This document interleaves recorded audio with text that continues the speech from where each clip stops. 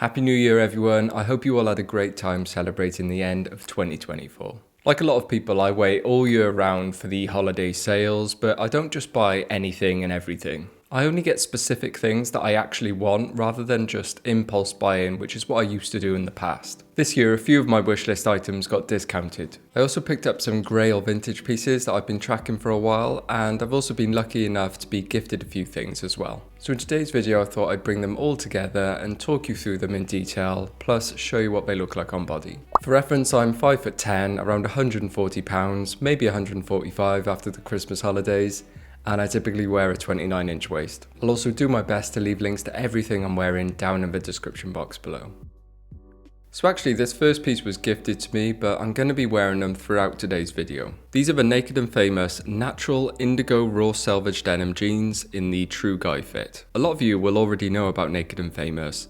They're one of the biggest players in the raw selvage denim space, and are always rated very highly. They do so many experimental denim designs, but these are from their core line. What really drew me to these was that natural indigo colour. A lot of denim you see is actually synthetic, whereas these have been coloured using natural indigo derived from fermenting the Indigofera plant. The resultant colour is so stunning. If you've never seen natural indigo before, you're missing out. They're constructed in Canada of 12.5 ounce rope dyed Japanese selvage denim. They have a full grain English leather back patch, blue Selvedge ID stitching, and copper buttons and rivets. As I said, I got the True Guy fit, which is a slightly relaxed straight leg, and I went for a size 29. Thankfully, they provide the exact measurements for every pair of jeans on their website, so do check that out before purchasing. The sizing of the 29 was almost identical to my Uniqlo Selvedge jeans, so I knew they would fit nicely. The only difference is that the inseam on these is huge at 34.5 inches,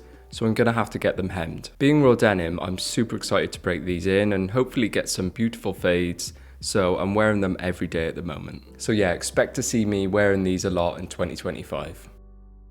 You may have noticed I've also got something new on feet, the Paraboot Michael shoes. Honestly, I feel like this purchase has been coming for years now. It's almost like a natural progression to get a pair of these after you start getting into leather jackets and selvage denim. For those who don't know, they were first introduced by Paraboot in 1945. They're still made in France and are known for their durability, comfort and repairability thanks to the Norwegian welt construction. I've had my eye on them for the last 3 or 4 years but never felt like I needed them. But recently I sold my Doc Marten Adrian loafers because I wanted to replace them with something a bit more subtle. And these have just slotted in perfectly. They have that mock toe design and chunky sole, but they're a lot more toned down and a bit more versatile for me. Also, the difference in leather quality is unreal. Not that the Doc Martens were bad by the way, but these are just so good. And you would expect this for the price given that they retail for around £400. I managed to get them for £290 in the sales, which is still quite expensive to be honest. Sizing was a bit of a faff. I read so much conflicting advice online, but ended up going a full size down. When I first put them on, I immediately regretted it.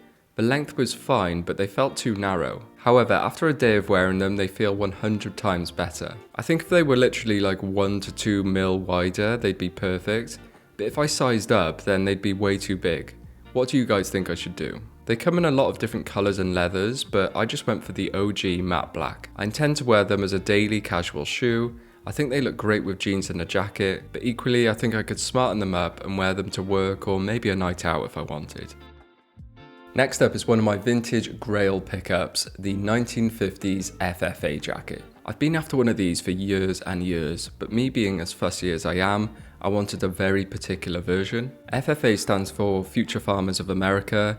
It's an organisation that dates back to the 1920s, and members receive these corduroy jackets. Like a lot of uniforms and workwear, they translate really well into casual fashion. They're short and boxy, the colour is stunning, and the design just looks really good in my opinion. They still make these today I believe, but I really wanted a vintage one. Specifically the old Made in USA version, which can usually be identified either by the inside neck tag or the logo itself. The older ones say vocational, whereas the newer ones say agricultural. Mine also comes complete with the original golden chain stitching, which looks phenomenal. I think it says Rob on the front, and I can't read the rest apart from 1959 to 1960. And then on the back it says California, Anaheim. You can find these from loads of different states. Mine is a size 38, which equates to a small, and it fits me just right. Very short in length, but roomy across the chest and arms. It's definitely more of a spring or fall piece because it's not the warmest, but I'm just so happy to have finally got my hands on one. It was worth the wait. Alright, another vintage pickup next, and it's something I've needed for a very long time. A woolen overcoat. This particular one is a vintage Burberry. Actually, to be precise, it's a Burberry's, which is the name they used pre-1998-ish. So it's at least 27 years old, but it's in banging condition. It's in this brown herringbone wool colour, made in England, and super heavyweight. And I only paid $160 for it, which I think is an absolute steal. I was hesitant about the sizing at first because it's tagged as a UK 54 long, which on paper is way too big for me. But I asked the seller for the exact measurements and everything seemed good. It's really relaxed on me, but that's exactly how I'd want to wear this kind of coat. It was probably intended to be worn quite fitted originally, but it looks so good when worn slightly oversized in my opinion. It's actually a Balmacaan, so it has the raglan shoulders which allow this to be worn relaxed while still looking natural. If it was a regular straight cut shoulder, it might not work quite as well. I'm glad it's a long length version because I've always wanted an overcoat that hits below the knees. And after all, the main purpose of this coat is going to be to keep me warm, so I wanted as much body coverage as possible. There's also plenty of room underneath to layer as well. It's starting to get frosty in the UK this week, so this has been a very timely purchase for me. Next up is a new one for me. I got a few things from Abercrombie that I've always been curious about. First up is this cropped linen shirt in the sapphire colour. I've done my fair share of DIY cropping, but I wanted a nice long sleeve shirt for the summer that was professionally done. And this looked like a great option. It's 100% linen, the colour is this deep dark blue, and it's lovely. I went for a size small and the fit is just as I'd hoped for. Short in length, hitting around the belt line, which I think really suits my body type. There's also a bit of room underneath if I want to layer a t-shirt or vest. The only drawback is that the RRP is quite high in my opinion at £65. I got mine in the sale at 20% off, which felt a bit more palatable. And to be fair, the quality is spot on. I really like the feel of the linen. It's quite thick and soft, unlike some other linen shirts I've had, which feel a bit papery, if that makes any sense. What do you guys think? Is this a keeper, or would my money be better spent elsewhere?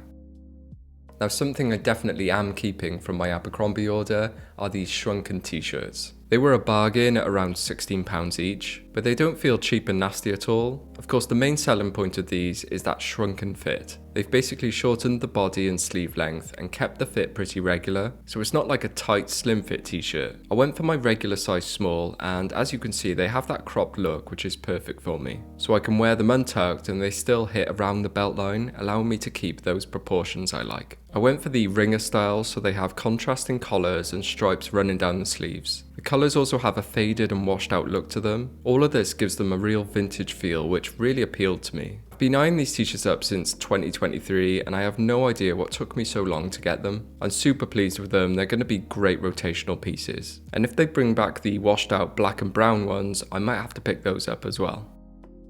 Next up is another piece of footwear, the Birkenstock Tokyos. I actually already had the Birkenstock Bostons, and I've had those for quite a few years. The trouble is, I pretty much never wore them. I loved the look, but they kept slipping off because they were slightly too big for me. Plus, they don't have back straps. So I sold them, and then that's where the Tokyos came in. The shape is pretty much identical to the Bostons, but they have that all-important back strap. I also went a full size down, so they now fit like a glove. I changed to the black leather instead of the taupe suede, which I used to have in the Bostons. I just prefer the look of leather, and I also think they'll be a bit more durable. My particular ones are actually made for industry, mainly medical I think, so they have super grip soles to prevent you from slipping. I'm totally fine with this. Not only does it look better and make them even more usable when wearing outdoors, but also they're way cheaper than the regular version. These only cost me 50 quid, whereas the regular ones retail for around 150. So I couldn't be happier. These are now my go-to shoes when I need to pop out somewhere.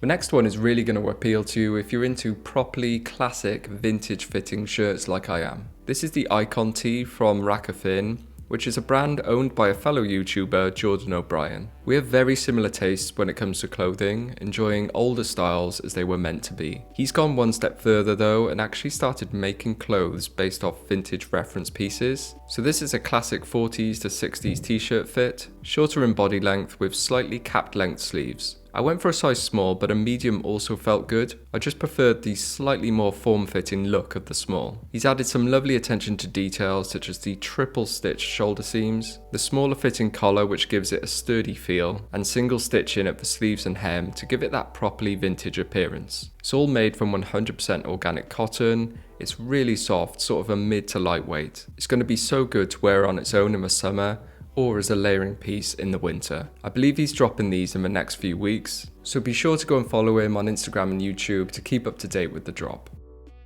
So there's all of my pickups over the past month or so. It feels like a lot, but that's only because I've been sitting on things for a long time and they all came at once in my sales. And also the shoes were just replacements for things that I'd already sold. That's my excuse anyway. Overall, I'm super satisfied with everything. I'd love to know if you guys got any bargains. Anyway, as always, thank you very much for watching, and I'll see you next time. Ta-ra.